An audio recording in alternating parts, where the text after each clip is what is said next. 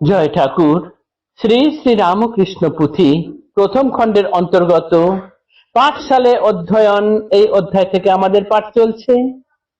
আজ পাঠ করব পৃষ্ঠা সংখ্যা 20 থেকে 21 এই পর্যন্ত। আজকের পাঠের মধ্যে দিয়েই আমাদের পাঠশালে অধ্যয়ন এই অধ্যায়ের সমাপ্তি হবে। গত দিনের পাঠে আমরা দেখেছি 7 বছর বয়সে ঠাকুরের পিতৃবিয়োগের পর অন্যান্য বড় ভাতৃগণ দাদারা ঠাকুরকে পৈতে দেওয়ার উদ্যোগ নিলেন এবং তাদের বংশের কুলপ্রথা অনুযায়ী ব্রাহ্মণ মহিলা ছাড়া অন্য কারোর হাতে ভিক্ষা নেওয়া যায় না। সেই কথা শুনে বা জেনে গ্রামে যত ব্রাহ্মণ মহিলারা ছিলেন তারা সবাই মনে মনে চাইছেন যে গদাইকে ভিক্ষা দেবেন, কিন্তু গদাই রোখ ধরে বসলেন যে ধনী কামারিনীকে ছাড়া অন্য কারোর হাতে তিনি ভিক্ষা নেবেন না। এতে যদি ভিক্ষা না হয়, তিনি পৈতে না হয় না হবে, তাতেও কোনো কিছু অসুবিধা নেই, কিন্তু যদি ভিক্ষা নিতেই হয় ধনী কামারিনীর হাত থেকেই নেবেন, তাছাড়া আর কারো হাতে নেবেন না। তার দাদারা এটি শুনে বললেন, একই কথা বলছো তুমি, তুমি তো জানো আমাদের বংশের কুলপ্রথা, শূদ্র বংশের হাতে শূদ্রের কারো হাতে কখনো তা ভিক্ষা নেওয়া হয় না, তাহলে তুমি এই যে কথা বললে এটি কি করে মানা যাবে? কিন্তু গদাই সেটি মানতে রাজি নন। তারপর তিনি কি করলেন সেটি আজকের পাঠের মধ্যে আছে। পাঠ করছি পৃষ্ঠা সংখ্যা 20 থেকে 21। কোন হেতু না শুনেন শিশু গদাধর, ধনী হবে ভিক্ষা মাতা একই রগর। এত বলি মুখ ভারী ঘরে খিল দিয়া, রহিলেন গদাধর আবদ্ধ হইয়া। ক্ষুধার সময় যায় না খুলেন দ্বার, নরনারী আসে যত শুনে সমাচার। যে গদায়ে খাওয়াইয়া মহাসুখ মনে, সে গদাই অনাহারে আবদ্ধ ভবনে। কেমনে গ্রামের লোক চিত্তে রহে স্থির, বার্তা পেয়ে তাইবে ধেয়ে সকলে হাজির। নাহিক উত্তর তারে যে যত বুঝায়, যেন নাহি যায় কান কাহারো কথায়। যবে ভাই রামেশ্বর যাইয়া আপনি, বলিলেন দিবে ভিক্ষা ধনী কামারিনী। না হয় হইবে নষ্ট বংশ কুলাচার, শুনিবানি তবে মুক্ত করিলেন দ্বার। একমাত্র ধনী কামারিনী যদি আমায় ভিক্ষা দেয় তাকে আমি মা বলেন মানবো, তাছাড়া অন্য কেউ ভিক্ষা দিলে আমি নেব না। এটিতে যদি আমার পৈতে হয় তো হবে, না হলে হবে না, বয়ে গেল, আমার দরকার নেই বলে সেই যে তিনি ঘরের মধ্যে খিল দিয়ে বসে রইলেন মুখ ভার করে। আর কোনো কথার উত্তর নয়, কোনো ডাকে সাড়া নয়, কারোর কোনো কথা তিনি কানে তুলছেন না। পাড়ার যে মায়েরা, যে বয়োজ্যেষ্ঠরা তাকে খাওয়ালে পরে তাদের প্রাণ জুড়িয়ে যেত, তারা দেখছেন খাওয়ার সময় অতিক্রান্ত হয়ে যাচ্ছে তবু গদাই খুলছেন না ঘর। তাদের বুক অস্থির হয়ে যাচ্ছে, তারা সকলে চলে এসেছেন, সবাই ডাকছেন, খুলতে বলছেন, কেউ খুলছে না, কোনো কথা শুনছেন না ঠাকুর, যেন তার কানে কোনো কথা ঢুকছেই না।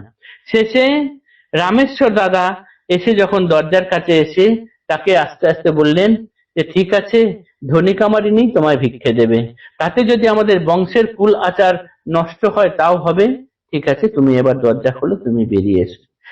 দাদার মুখ থেকে এই কথা শোনা মাত্রই তিনি দরজা খুললেন। মরি কি সৌভাগ্য তব ধনী কামারিনী, ভিক্ষা দিলে তাই ভিক্ষে ভিক্ষা দেন যিনি।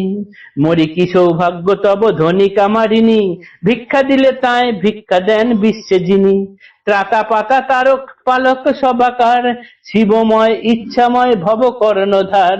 যদ্যপি থাকিতে তুমি অদ্যপি বাঁচিয়া, ভাগ্যবান মানিতাম পদ মাথায় ধরিয়া।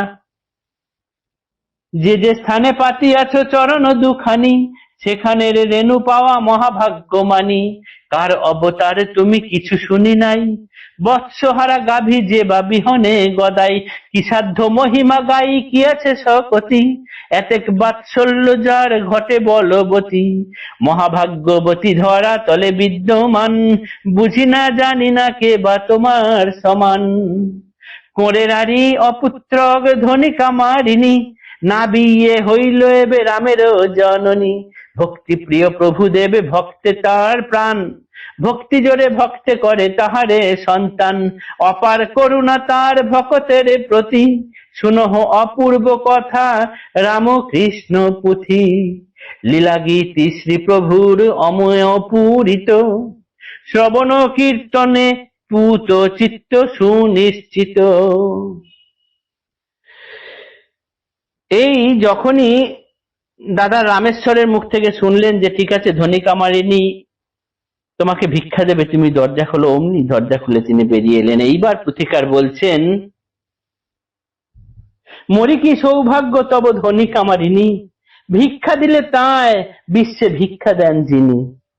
ধন্য সৌভাগ্যবতী তুমি হে ধনী কামারিনী, তুমি যাকে ভিক্ষা দিলে সে কি করেন, গোটা বিশ্বকে যিনি ভিক্ষা দেন তাকে তুমি ভিক্ষা দিলে, কি সৌভাগ্য তোমার হে ধনী কামারিনী। ত্রাতা পাতা তারক পালক সবাকার, শিবময় ইচ্ছাময় ভব কর্ণধার, সেই তাকেই তুমি ভিক্ষা দিলে। যদি তুমি আজকে অব্দি বেঁচে থাকতে, তোমার পা আমি মাথায় নিয়ে আমি নিজেকে ভাগ্যবান বলে মনে করতাম হে ধনী কামারিনী। তুমি যেখানে যেখানে পা দিয়েছো, চরণ দিয়েছো, তোমার সেই চরণগুলি যেখানে পড়েছিল সেখানে ধুলো পাওয়া বলে মহাভাগ্যবান বলে আমি মনে করি। আমি জানি না তুমি কার অবতার, তোমার সম্বন্ধে আমি আর বেশি কিছুই শুনি নাই, তবু এটুকু মনে করি যে বৎসহারা গাভী, তুমি যদি গদাইকে কখনো না দেখতে তোমার মনের মধ্যে তেমনই হতো, বৎসহারা গাভীর মন যেরকম হয় সেই রকম। কি সাধ্য মহিমা গাই কি আছে শকতি, এতে বাৎসল্য যার ঘটে বলবতী। তোমার মহিমা গাইব আমার এমন কি শক্তি আছে হে ধনী কামারিনী, তুমি মহাভাগ্যবতী। মহাভাগ্যবতী ধরা তলে বিদ্যমান, বুঝি না জানি না কেবা তোমার সমান, তোমার সমান আর কি আছে জানি না। এক তো কামারি, কামারের ঘরে জন্ম, দ্বিতীয় হচ্ছে বিধবা, তৃতীয় হচ্ছে তুমি অপুত্র, তবুও তুমি পুত্র সন্তান না দিয়েও, না জন্মেও তুমি এখন রামের জননী হয়ে গেলে।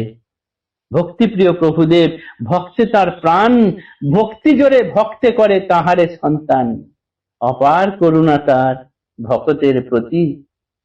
শুনহ অপূর্ব কথা রাম ও কৃষ্ণ পুত্র, লীলাগীতে শ্রী প্রভু রমিও পূরিত, শ্রবণ কীর্তনে পুত চিত্ত সুনিশ্চিত।